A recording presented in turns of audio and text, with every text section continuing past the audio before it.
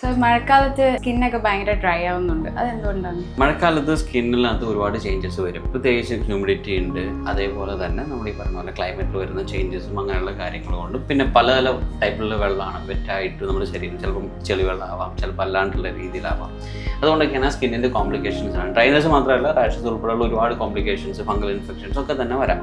അപ്പോൾ നമ്മൾ മഴക്കാലം നമ്മൾ എപ്പോഴും തന്നെ ശ്രദ്ധിക്കേണ്ട കാര്യം എന്താണെന്ന് വെച്ച് കഴിഞ്ഞാൽ നമ്മൾ കുളിക്കുക എന്നുള്ളത് വളരെ ഇമ്പോർട്ടൻ്റ് ആയിട്ടുള്ള കാര്യമാണ്.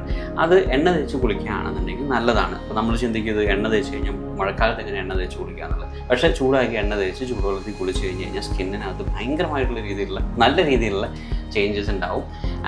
എങ്ങനെയാണെന്ന് വെച്ച് കഴിഞ്ഞാൽ അത് സ്കിന്നിന് കംപ്ലീറ്റ് ആയിട്ടൊരു സൂത്തനിങ് ആയിട്ടുള്ള രീതി വരും. അതേപോലെ തന്നെ ഒരു പരിധി വിട്ട് നനഞ്ഞ വേഷങ്ങളോ കാര്യങ്ങളോ തന്നെ ഒന്നും ഉപയോഗിക്കാതിരിക്കുക, പ്രോപ്പറായിട്ട് അത് ചേഞ്ച് ചെയ്യുക. പ്രത്യേകിച്ച് കാല് നമ്മൾ മഴക്കാലത്ത് ശ്രദ്ധിക്കേണ്ട ഒരു കാര്യമാണ്. കാലിലുള്ള സ്കിന്നും അതേപോലെ തന്നെ കാര്യങ്ങളെല്ലാം തന്നെ ഒരു പരിധി വിട്ടിട്ടുള്ള രീതിയിൽ ഷൂസൊക്കെ ഉപയോഗിക്കാതിരിക്കുക. അതേപോലെ ഒരു ചെളിവെള്ളത്തിലൊക്കെ ഒന്ന് കാല് നനഞ്ഞ് കഴിഞ്ഞാൽ വാഷ് ചെയ്ത് കളയുക. പിന്നെ ഡ്രൈ ആയിട്ടിരിക്കാൻ തന്നെ മാക്സിമം ഒരു ടവലൊക്കെ പിടിച്ചിട്ടൊന്നും ദേഹം മൊത്തത്തിൽ ഡ്രൈ ആയിട്ടിരിക്കാൻ തന്നെ നമ്മൾ പ്രത്യേകം തന്നെ ശ്രദ്ധിക്കുക. ഇത്രയും ശ്രദ്ധിച്ചാൽ തന്നെ കുറേ വ്യത്യാസങ്ങൾ വരും.